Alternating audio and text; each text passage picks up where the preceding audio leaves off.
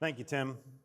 Good morning, everybody. My name is Kaleb Stoppel, and it is such an honor to be here this morning to kick off this Resilience Conference. It's so great to see so many people here, so many different organizations represented. It's going to be a great morning of connecting, of community, and of learning. Also, thank you for being here. And, you know, I understand that everyone walks into a space, and this space is included in that, with a lot of things going on in their life. You know, a lot of things that are seen, and then a lot of things that are unseen, under the surface. And so I want to commend you for taking, again, time and taking that step to being here today to talk about something important. So I'm going to share a little bit about my story. And, you know, yes, it's about resilience, and I'm glad Tim didn't steal all the thunder because resilience is pretty simple to define, but it really doesn't fit every type of experience. And we're going to talk a little bit about what resilience has shown up in my life and my story. But also what else surrounds resilience when we talk about hope and we talk about trying to focus on what truly matters to move through resilience. So as I mentioned, you know, as I've found, you know, there's so many transitions in life, you know, and there's so many things that can happen, from the good, the bad, the ugly, the successes, the failures, the growth, and the loss. And so one piece of resilience is, you know, that we just have to keep going.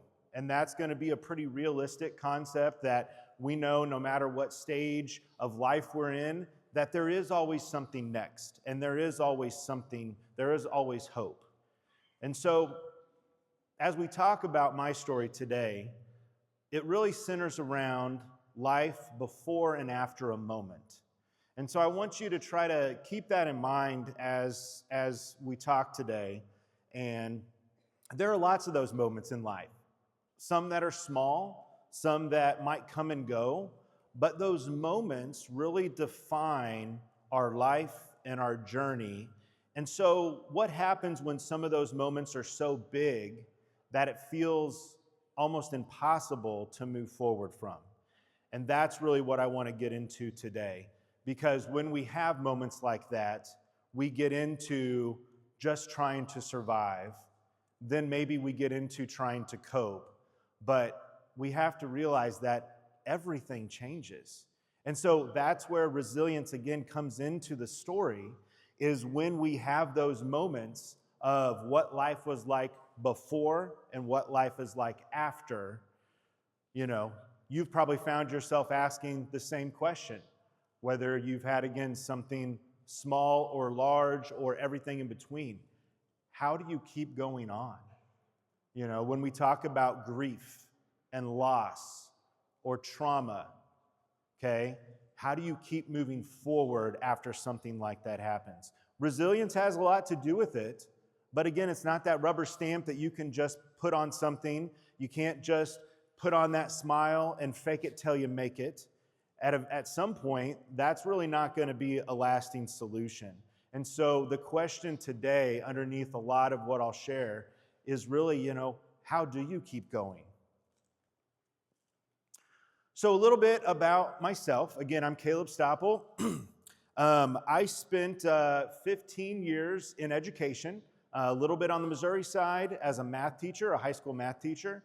And then later came over to the Kansas side and spent much of my time in Olathe Public Schools, both as a math teacher at Olathe South High School, and then I eventually got into school administration, something that was a dream of mine, maybe meant to be. Both my parents are here today, and I'm so proud they're here. They always support me.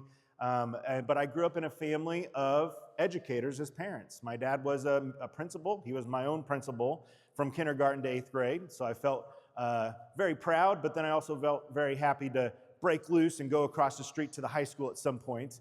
And then my mom was a music teacher. So not only did she impact a lot of lives as a music teacher, but she helped show my brothers and I the power of music, whether it was teaching piano lessons and learning to play at a young age, singing in the church choir, singing in school choir. And so I'm very grateful for that upbringing, and that's a very important part of my story. But also what defined me, before that day, that moment that changed everything, is I was a school leader, I was a husband, and I was a father. And so I know you can kind of see this up here, but I chose these pictures because they really represented very, very well what my life was like before the moment. And you notice everything up there except for one picture it was in the school setting. As a father, as a husband, and as a school leader, you'll hear later that I really struggled to kind of find the separation between all of that. And I don't think that's a bad thing, because that's how I grew up. It felt kind of cool to be the principal's kid, that we got to go to the gym on the weekends and play, or we got to run around the hallways. And maybe looking back, I see that now as something that kind of needed to happen because mom or dad needed to go up to school on the weekend to do some extra work, and we got to tag along. But looking back now, I find it interesting that some of my most happier memories during that time, picture-wise, are these pictures. My boys are now 9 and 11, and so they were younger back then, obviously.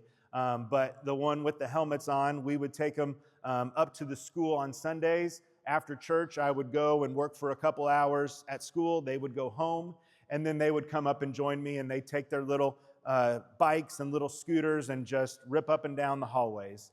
And the other picture was when in my office and just kind of tinkering with all the different sports stuff I had in my office. But then we had, memories that were outside of school. But this shows that a lot of my identity was wrapped up in my job.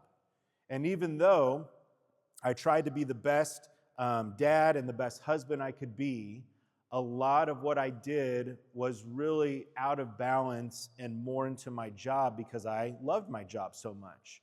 And so it's important to kind of share what life was like, even including, this is what normal schedules would look like, getting to school myself at about 5 a.m. They were so young, and my wife was staying home at the time. She was a teacher before she decided to stay home, that I couldn't really wait around until everybody got up, because then I'd be late to school. So I said, well, why not wake up a little bit early, go get a couple hours of work in before everybody else shows up. And over time, that really started to wear me down, as you can imagine. And a lot of you have probably been there, if you're not there now, when we talk about burnout. And we talk about, pouring so much into what you do professionally that personally you start asking your question, like, who am I? Outside of my identity at work. And that's what had started developing for me. I would spend multiple days without seeing my children because I would get to school before they woke up. I would get home 10, 11 o'clock, sometimes midnight, after a football game, after a basketball game, because I was the athletic director as well at Olathe East. And that really starts to wear on you, and it really started to wear on me.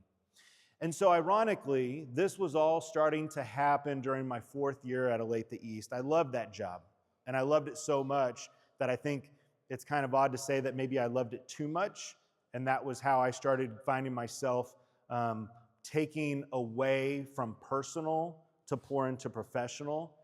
And it all kind of came into a really nasty intersection on March 4th, 2022. So on March 4th, 2022, this is a little bit over 4 years ago, and this was the day that a student brought a gun to Olathe East High School. Something that, we in this life, in this world, never ever dream and hope could ever happen. And so what I want to talk through a little bit today is not only what happened that day and share that story, but also then talk about the more important part of how does someone move on after something like that. And not just myself, I'll share my story, but so many more out there, maybe many in this room, whether you had children that went to Olathe East or whether you had any connection to Olathe East or not, this was a day, this was a moment that impacted tens of thousands of people still to this day. And so it started out, excuse me, I'm going to need to take a little water here.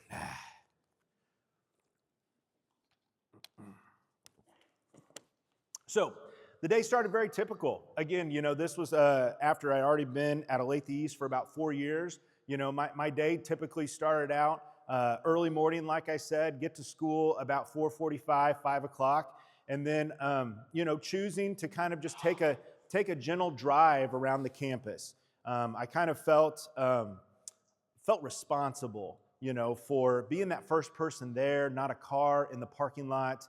The moon was still up, it was still dark, and it was still cold. And so I would drive around the whole school grounds with my coffee, and just to check, make sure gates were still closed, making sure there wasn't any graffiti or toilet paper in the trees overnight. And that was the type of responsibility that I felt proud of. I loved Olathe East. I loved my job. And so that morning started out no different. And sun came up. It was a beautiful day. It was a Friday. Hey, spring break is right on the verge. And again, being the first person there, you get to know some of the teachers that arrive early and kind of chat with them. And then you start to see the students arrive. And the bustling of a school like Olathe East at the time, over 2,000 kids. It was like a small city. I grew up in a small town of 5,000. And so to think about this school was about half the size of my town is pretty wild to think about. But that morning, very, very normal. I had meetings on my calendar. I had, in fact, a meeting with a teacher right off the bat in my office to talk about the previous day and some, I don't even know, some situations that happened. But it was that morning when I was talking to a teacher, and we were interrupted, and which is pretty normal. We had 2 assistant principals out that day traveling with students outside the state. So it was the head principal, it was myself, and another assistant principal who were there that day.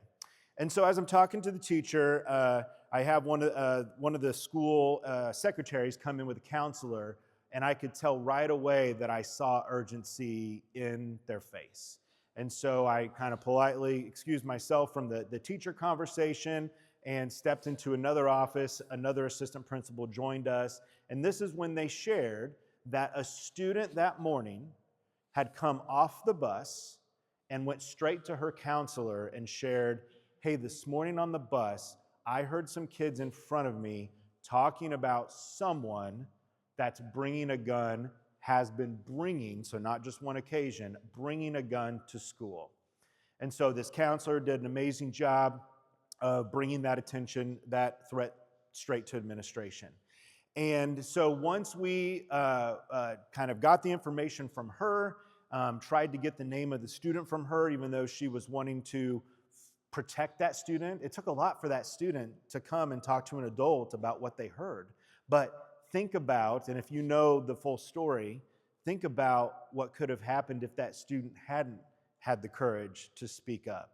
And so to parents out there, to grandparents, to anyone that still knows students in school right now, I'm kind of getting off script a little bit here, but that is so important, empowering students to feel safe enough and comfortable enough with their adult relationships that when something is off, the whole see something, say something, that they know they can come to a trusted adult and report it, even though they're nervous, even though there's probably still fear of, well, what happens if someone finds out that I reported this?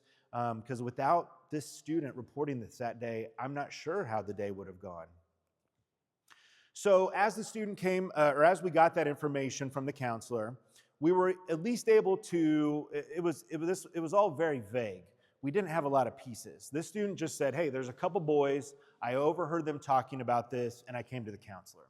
So then it became a process which was very, very typical when we approach any type of concern in the school. Because again, in a big school building, as you can imagine, and things can happen in a small school too, we get everything from lower level kids hurting other kids' feelings, to a little bit higher where there might be some aggression, maybe some potential physical altercations, to fights, to issues that unfortunately are commonplace with young adults, things like drugs, alcohol, and weapons.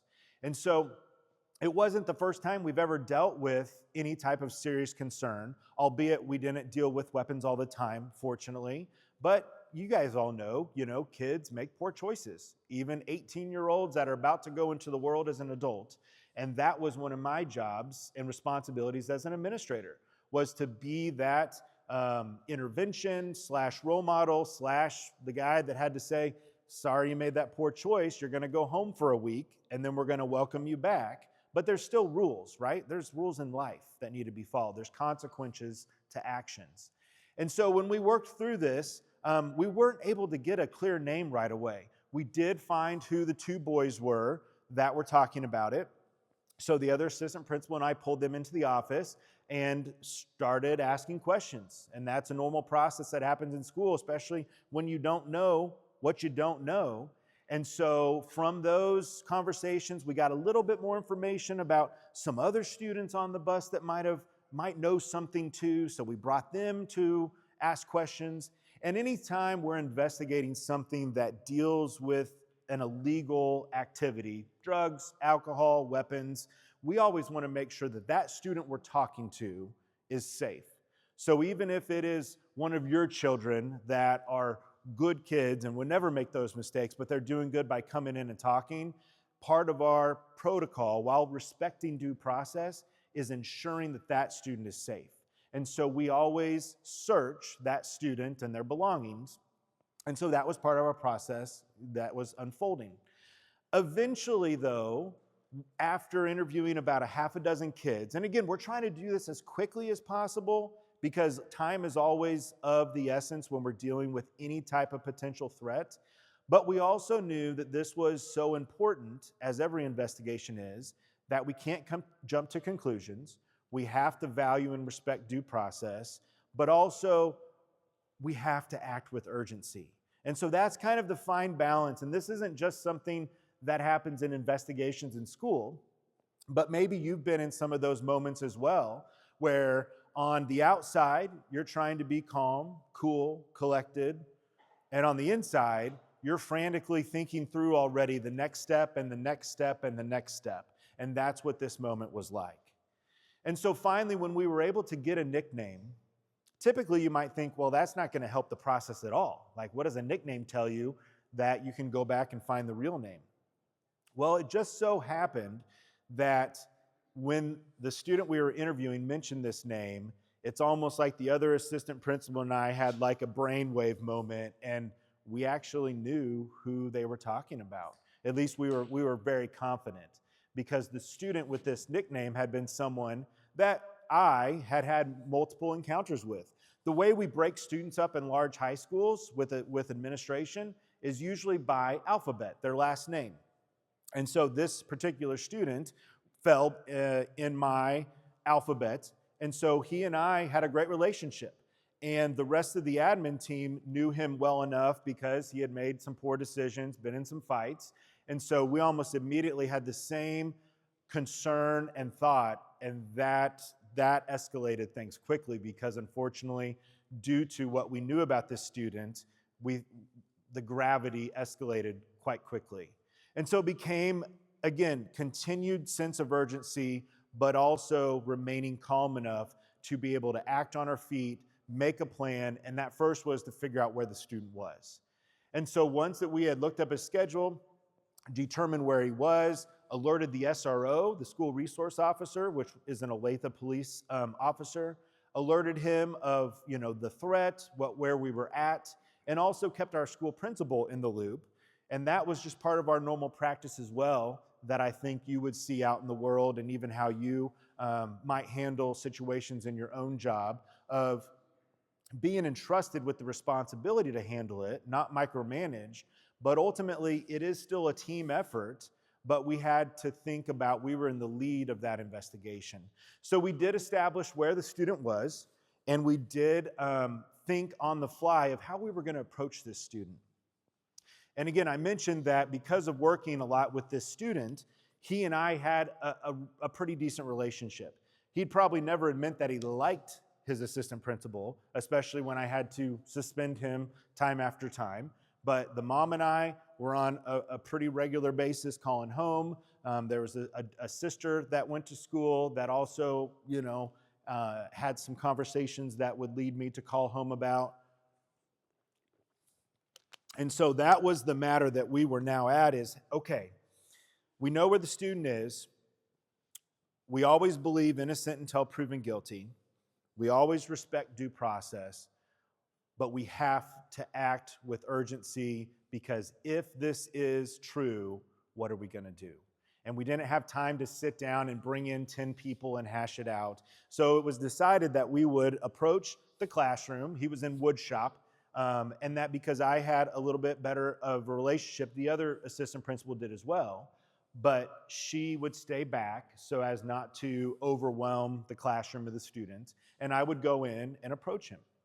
Now, this is where I think sometimes people don't see the behind the scenes in crisis, whether that's in mental health organizations and trying to provide intervention and safety, whether it's in schools or whether we're even talking about law enforcement. Sometimes we don't see the behind the scenes. And so in this case, even though urgency was in charge, we made sure that we had to get to that classroom. When I approached the classroom and eventually found the student, I didn't see his backpack. And again, that was what I was thinking through. If there was a gun, it was likely in his backpack or on his person. And so when I approached him, it was very casual and, again, a Friday. Hey, let's go ahead and take some time. If you're at a good spot with your project, come back to the office and let's check in. This was a normal practice for us, having multiple check-ins, talking about his family, talking about his academics. This student was at risk. He was a senior, and we were doing all we could to help him get to graduation. But under the surface, I was thinking through, okay, he's in a classroom with 20 other kids, and if there is a gun in this classroom, what are some of the possibilities? While also keeping my demeanor, my body posture, same as, hey, come on, man. Let's just go back to the office. This is normal. It's Friday. Happy Friday. Let's check in, And so as we're walking back to the office, we have to actually pass through our large commons. And if you've ever been to any Olathe school or any of the Shawnee Mission Blue Valleys, they're big schools, right? And so walking through the commons area to get back to the office, there were probably about 30 students milling around that should have been in class. But as we're walking through, trying to keep things natural. We're walking side by side, not usually how I do walk when someone's in trouble behind them, so I can observe them if they throw anything in the trash can they're not supposed to have. But this was not that. I wanted to keep it very casual, not tip him off, I guess I would say. But at the same time, I was a little bit scared because I was walking through this commons area with these kids, and if indeed there was a gun in this backpack, and if indeed this student had intent to use it, I was already thinking through, okay, what the heck am I going to do if this happens? And I think that's something that they don't teach you in education, whether as a teacher, as a staff member, as an administrator. We do have policies, but that's not something that we walk through scenarios of what happens if a student you're walking with takes out a gun. That's just not something we talk about, right? It's not common enough. So in that moment, and once we got back to my office, I relied on relationship. And I say that because the other assistant principal chose to stay out in passing period, as we normally do. And I sat down with him to kind of kill some time. And so I had him take out his laptop. We talked about his family. We talked about how the year was going. And on the inside, again, being nervous, but also at the same time kind of feeling at a place of secureness because I felt like I thrived on handling hard situations and especially discipline, protecting due process, but also relying upon that relationship.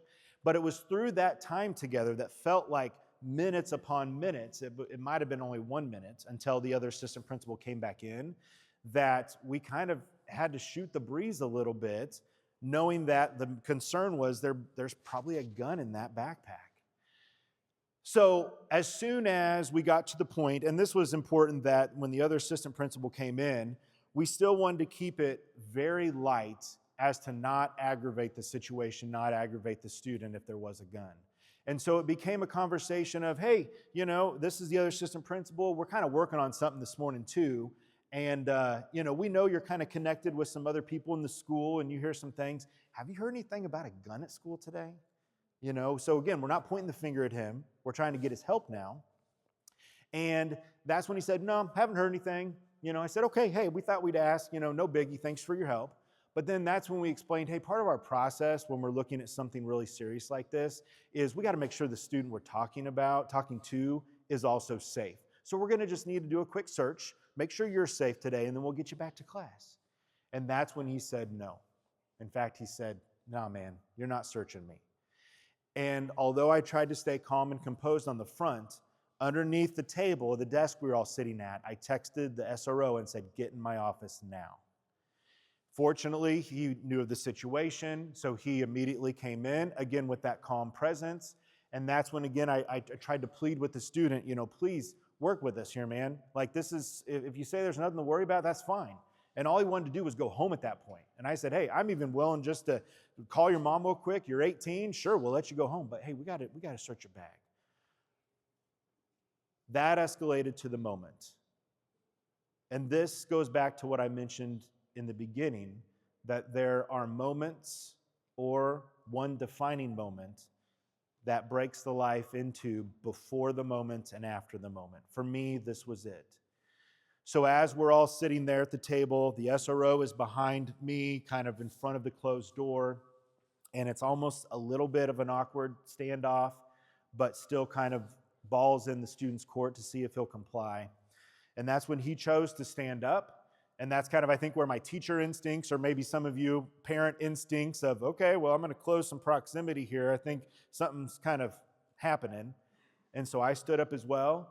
The student had a backpack on. He pulled it across his back to his front, which wasn't too alarming. Some kids would do that when they didn't want us to search and find their vape or something a little bit serious but lower level.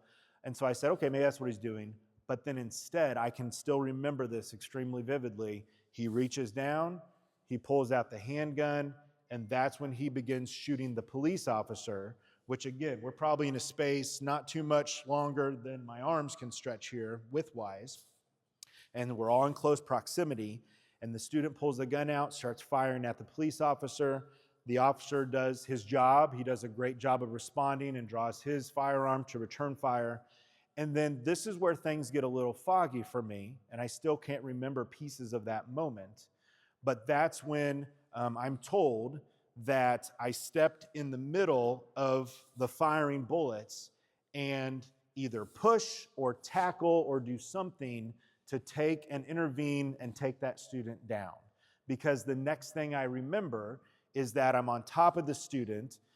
We've fallen into a place where I have a bookshelf and his head is kind of awkwardly on the bottom shelf, so I must have taken him and pushed him a little bit. And I've been in some solid fights with my younger siblings growing up, but I've never been in a fight. I've never punched somebody. And so for this to kick in, it's made me still to this day think a lot about fight, flight, or freeze. And for whatever, kicked in at that moment, I chose fight. And when I'm on top of him, I have one hand on his hand with the gun, gripping it and trying to pry it out of his hand. With the other hand, my arm, I have everything. I was not worried about hurting him. And it kind of sounds, not good to say that, but at that time, it was pure survival. I didn't know the status of the other assistant principal, of the police officer. I just knew in that moment I was fighting for my life, and I was also fighting for the life of everyone else around, trying to get that gun away. So once I got the gun out of his hands, that's when I saw the other assistant principal who had stayed but kind of out of sight, and I slid the gun to her. And then that's where I kind of took a quick moment, and I noticed that the student had been shot in the abdomen. I could see the blood. He was obviously in pain. He had started vomiting. And so at that moment, everything slowed down still, and I took in the scene. I saw the school resource officer. I could tell he was injured, but he was calling it in on his radio. He was starting to apply a tourniquet. And that's when my attention and my level calmed down to enough that now I saw the student as what he was to me, a kid that I cared about, a kid that we were trying to help, and now a kid that was in trouble health-wise. And so I started talking to him. I started trying to help him by kind of putting pressure on the wounds. And the school resource officer, who had been shot 4 or 5 times, also was in that mode of taking care of the person that just tried to kill him. And he was helping me by saying, hey, roll him on his side. Make sure that he doesn't choke on the vomit. And so we all began to work together while also taking care of ourselves. It was at that point when I was over the student that I kind of looked down and I saw that I had a little hole in my slacks. And I still say it like this, it's a little comical, but I'm like, holy crap, I think I've been shot. So that was the moment, okay? The immediate aftermath, I just actually kind of talked through of just like after the shooting was done, trying to take care of everybody. And this is when eventually first responders arrived, not just in the office to take care of us, got the officer out, got the student out. They rolled me out on my office chair because they didn't want to risk me walking, which, by the way, not many know this, but I want to share it because the officer involved is an amazing man. He's a hero. He's one of my best friends. We'll be connected forever. Thank you. I mean, and then I'll flip it and say the ironic thing is after all the investigation and CSI type stuff came out, the report was that it was most likely that I was actually shot by the SRO as I was, tackling the student and he was behind me, the way of the trajectory and all that. And so we give each other a hard time anyway, but he'll be my brother for life. But then I always throw that out. So if anyone tells him, I'll give him a hard time that he's like, dude, you told everybody that? But I will tell you this, the man was shot, like I said, 4 or 5 times, one of those directly in the body cam that set center mass. So that was another point of the investigation. There was no proof. There was no footage. There was only the statements from the 4 people in the office. But this man, this hero, walked out of Olathe East that day on his own power. He refused any other type of help. He had his colleagues behind him, but he walked out. What a tough guy. Whereas here they're patching me up and they're wheeling me out with my feet up on my office chair. So, but I had to tell you that story because I love him dearly. I'm so glad he's still with us, and he's just an amazing man. So I'll need to speed up here through the story. I always get too long with the story, but once I'm outside and, we're starting to kind of wait for the ambulance and it's starting to settle in, I've never known what shock feels like, and I still don't know if I was experiencing shock because I was just there. But one of the first things that came to my mind is I got to call my wife. I need to call my wife. I don't want someone else to reach out to her because at the time, nobody knew very much. They know that there was a shooting. They know that some people have been injured. And then eventually it came out that one of the administrators was shot. And so what a lot of people I found out later, they assumed the worst and they thought that somebody was dead. And then eventually when my name came out connected with the administrator, they assumed the worst with me. And so I didn't want my wife to hear that through the news, through something. And so I needed her to know that I was alive. And after I was able to call her and talk to her and kind of that felt well to me. And then when I got into the ambulance and they were taking care of me and we were going, at least I was okay enough that I asked the paramedic, hey, can I call? I need to call my mom. That was the next person I needed to call. And, I just needed people to know what had happened. And those were the 2 people that came to my mind first. We make it to the hospital, and again, the most surreal, and I won't give you too much TMI, but cut off all my clothes. I loved those shoes I was wearing that day, so I was like, hey, can I get my shoes back? They're not evidence, are they? All the clothes were destroyed because they cut them straight off, and they were taking care of me right away. But it was after I was being taken care of, patched up, I took a graze on my arm, and then I took a bullet to the hip that went about maybe 2 inches under the skin. So how it avoided hitting an artery, a bone, I'll never know. But it's left a nice little canyon divot where that bullet went through my hip for about 8 inches.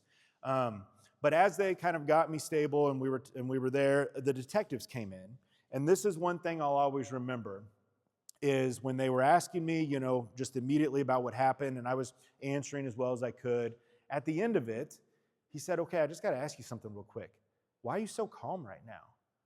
And I'll remember that forever as well. And I'll remember my response. And I just kind of told him matter of fact, like, I don't really know, but I have to prepare for this every day. And I don't know if that was just from some instincts growing up. I spent many, many, many years in young age, high school, and then even in college being a lifeguard. So I think that proactive and reactive situational awareness was always part of who I am. But I remember that question, that moment is like, I don't know if I'm calm, but also this was not out of the ordinary of what could happen, unfortunately.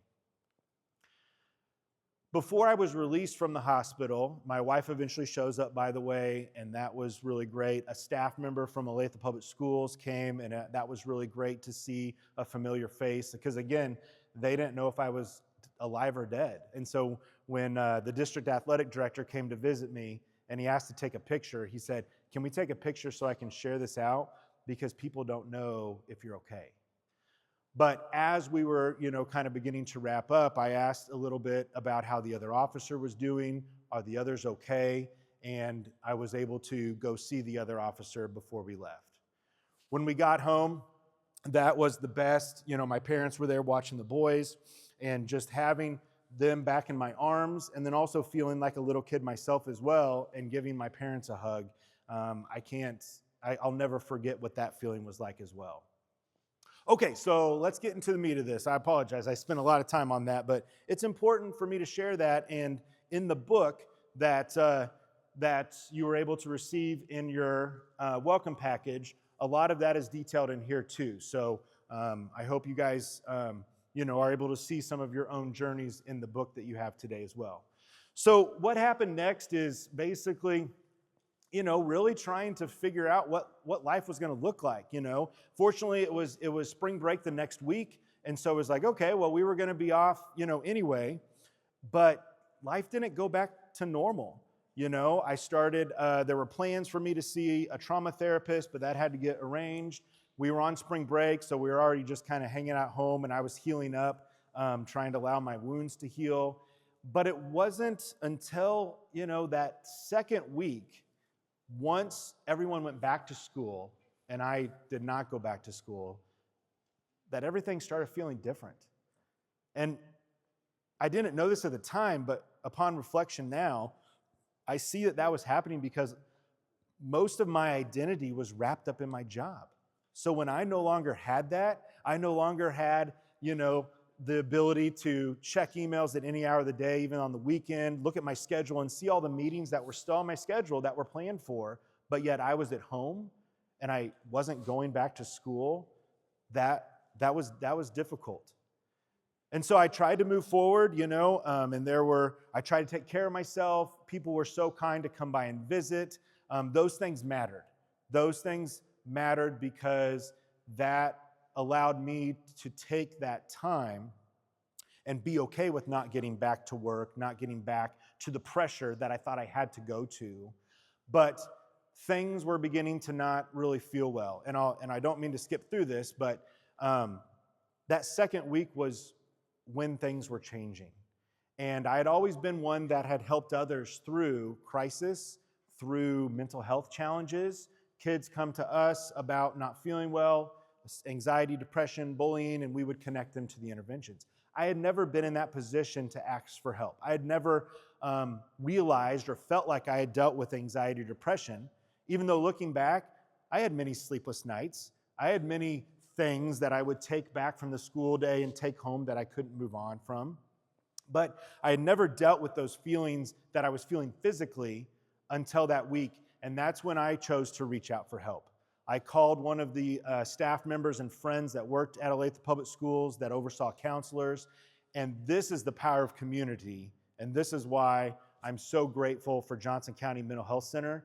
That individual, the counselor, reached out to Johnson County Mental Health Center, and that early evening, I had one of the executives on my doorstep saying, let's sit down. And that, I will remember that forever, that day made all the difference. And so, I'd mentioned before that, I was already starting to go through some burnout before the shooting. I knew I was working unhealthily. And so we said, hey, let's move to Wichita.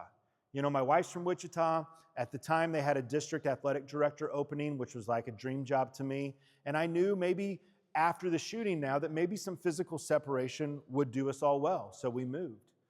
And entering that job, I tried to bring the energy. We were building a house, but had to live in an apartment. We were still coming off of COVID, so life was hard enough. So I tried to go back to what I knew. Hey, just put on a smile. And, I continued to do virtual therapy with my therapist back in Kansas City. But hey, I'm going to give it my best. I'm going to show up. I'm going to meet people. I'm going to get to know people, get to know a new system. I'm so excited to be here. But along the lines, that meant kind of telling myself, hey, this is old hat. It's education. This is what I'm meant to do. And I'm fine. And I'm comfortable talking about it at the time. But hey, I got a job to do. We got kids to serve. We got stuff to do. But the more time that went forward, I realized I wasn't fine. I wasn't fine. There were days that I would arrive to the building where I worked at, and I would sit in my truck and just kind of not know what to do. And a lot of that was not just because of things that I was still thinking about back from Olathe East. A lot of that had to do with entering this new organization, this new town. Our family had never moved. And trying to take everything that was happening in, and the hardest thing for me was that I didn't feel like I belonged. And it wasn't just Wichita. Honestly, it could have been anywhere. And if you've ever moved a job or you've ever moved to a new space, then you know what I mean when I say how challenging it is to kind of transition, but also start over in some ways. That was your old life. This is your new life. And there's some things that change in there. Now, this is important because when we were in Wichita, I still couldn't pry myself away from what was happening back in Olathe. And I think that was kind of a weird way that I was coping still with trying to grapple with just understanding how everybody else was doing, still trying to see the aftermath, how the community's doing. And so I would still watch Board of Education meetings. And it was during this time that especially, and I've been going over myself asking, did we do everything? Did we do it right? And of course, nobody, even the superiors that I worked for, would never say, you did that wrong and we're ashamed of you, even though there wasn't a lot of dialogue because I was moving away. And so that was a missing piece. But really what came that I was never prepared for, and again, I'll say this with a preface, that this is no ill will towards anybody. My kids still go to Olathe schools. That was one reason we moved back from Wichita. My wife and I missed our friends and family. My kids missed their teachers. And so we moved back. One of the biggest reasons was for their elementary school. And so this is no ill will towards the school district or anything, but a really hard moment. And still to this day, even though I don't have any ill will, is in August of 2022, the school district was delivering their kind of findings of the shooting, if they will. And they had slides on the strengths, and then they had the slides on some opportunities for improvement. And they called out a lot of great strengths, police department and how well they showed up, and other first responders, and the community, the patients of the parents, the staff. But then on the areas of improvement, it said, follow up with all secondary administrators to ensure proper protocol is followed when there's a suspicion of a weapon. And that was hard. That was really hard. Because in my mind, I don't care whether it was perfect or not. No one teaches an administrator or a teacher what to do in that moment. But I will carry this till the end, that it's without a doubt that was the 1 in a million scenario that everyone walked out of that office. Okay, so whether they say that best practice moving forward is to take an SRO to the classroom, that day I don't think that was the right move. I don't think that if a kid saw a police officer coming into, even if they had a decent relationship, because you heard what happened when the police officer was involved in the office. And so even though that's something that I still struggle with, I still know in my heart, deep down, that I was meant to be at school that day, handling that situation, And everything we chose to do in the moment was the way to handle it. So, but that started bringing up some things, and eventually we just kind of talked as a family, and we needed to go home. We needed to go home. The job was a little bit different than I thought. Wichita wasn't exactly Olathe or Kansas City, and we needed to be home. And so this is where resilience sometimes means kind of throwing things up in the air and seeing where they land and having a little faith. Okay, I left that job. Fortunately, I was able to get another job in education. That's where my mind and heart still were. But I started realizing that it wasn't the trauma from the crisis. I still loved a good investigation. I still did those well. I still, were able to handle relationships well.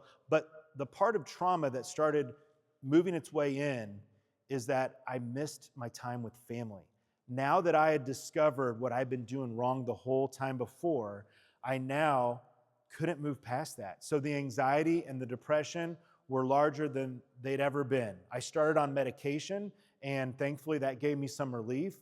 But at some points, it wasn't enough. I experienced my first panic attacks when I worked at the last school district, and I was just drained. But I tried to keep going. I tried to show up. I tried to, get to know everyone. Kind of like in Wichita, I didn't feel like I belonged in this school district. Okay, and that does tremendous damage as well. And so I hit rock bottom, and I made a really hard choice, a choice I never thought I would make ever, which was I need to leave education because this is not healthy. I'm not able to be my best self, the best husband I want to be, the best parent I want to be, so I left.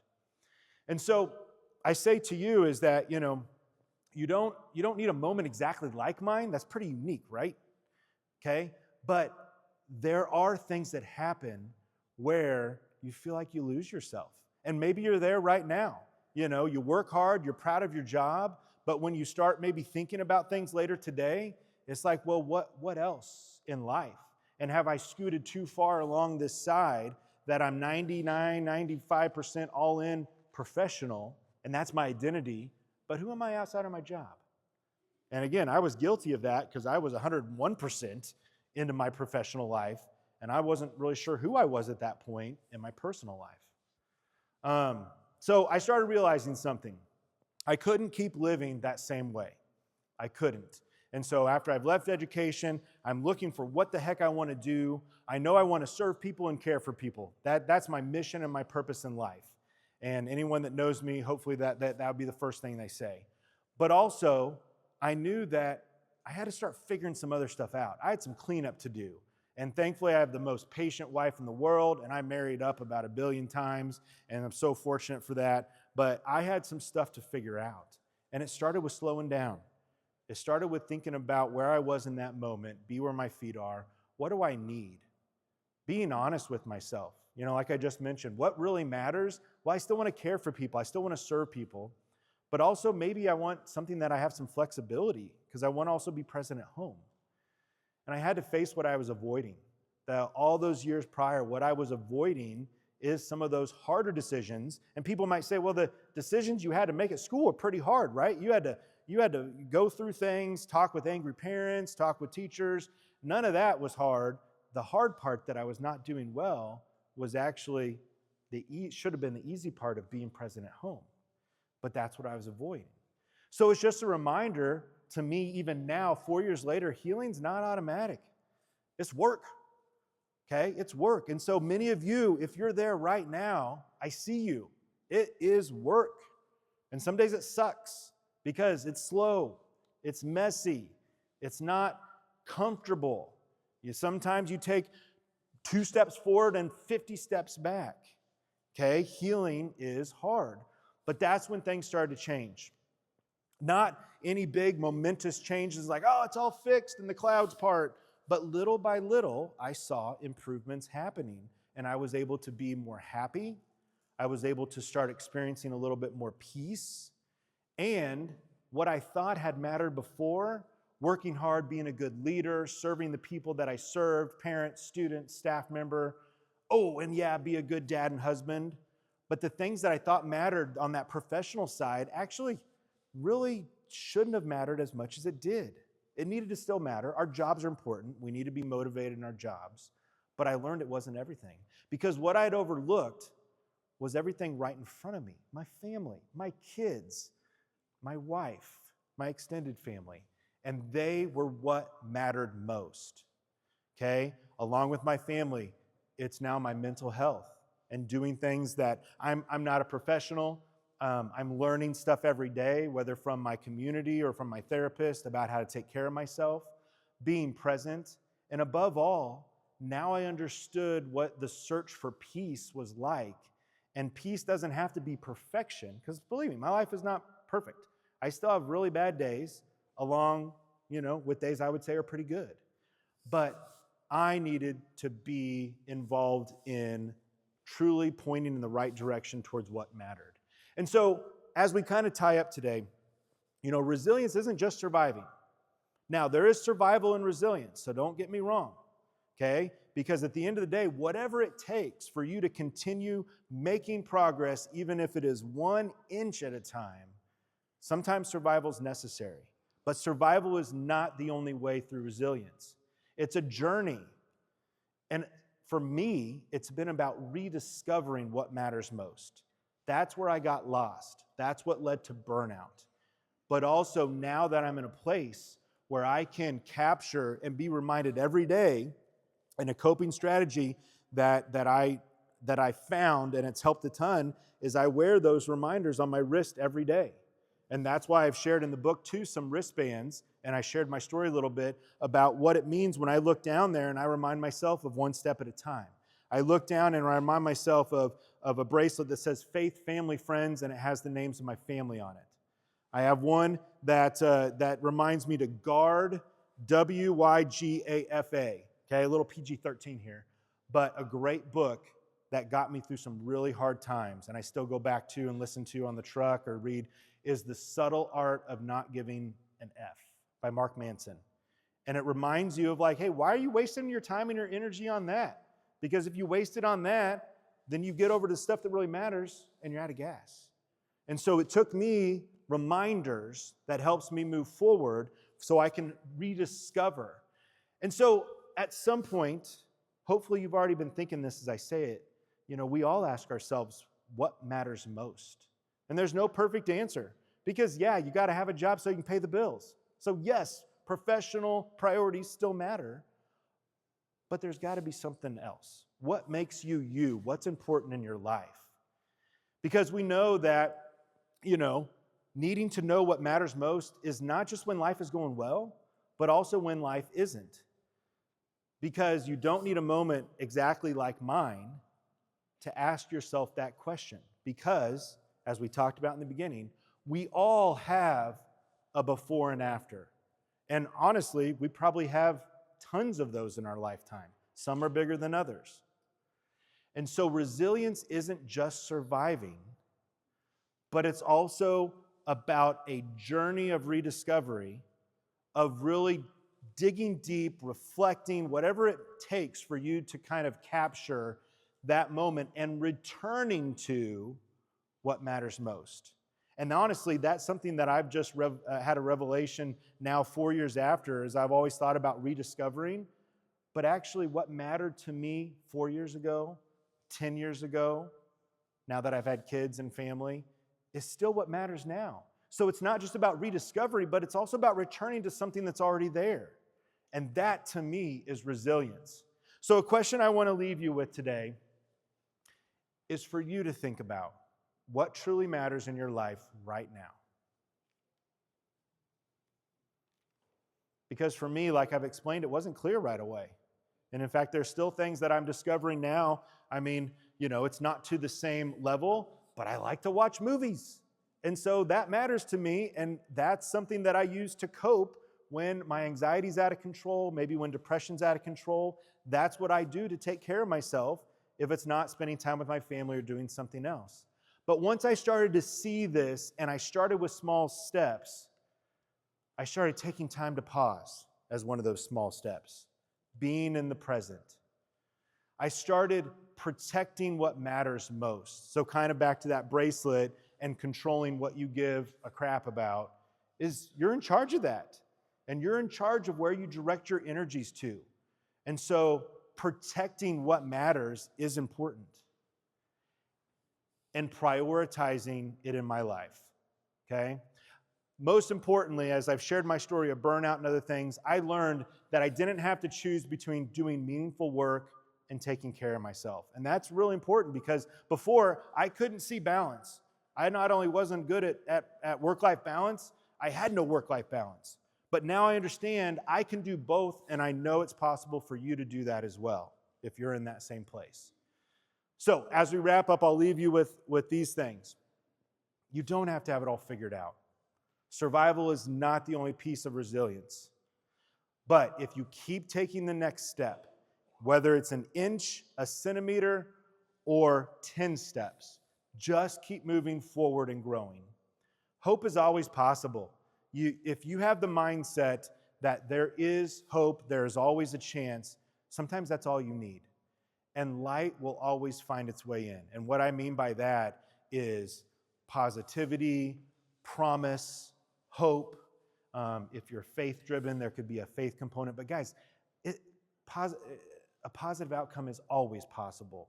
You're never, ever alone and out of the run.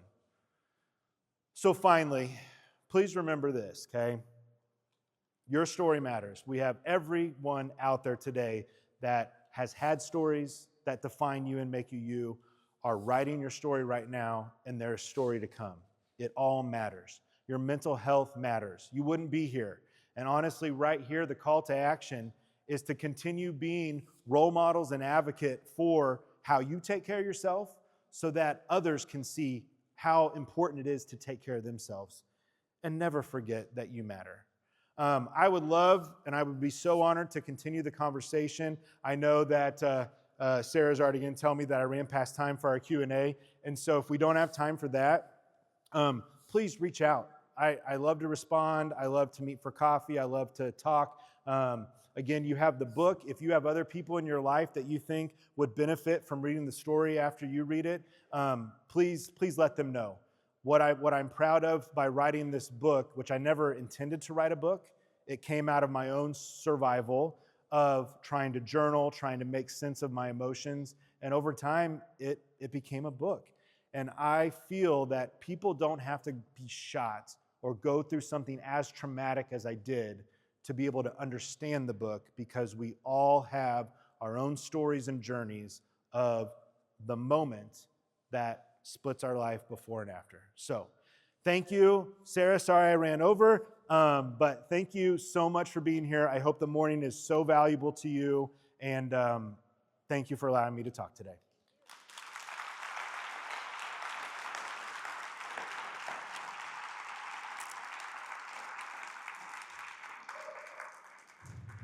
Thank you so much, Kaleb. Thank you. Thank you. We're running over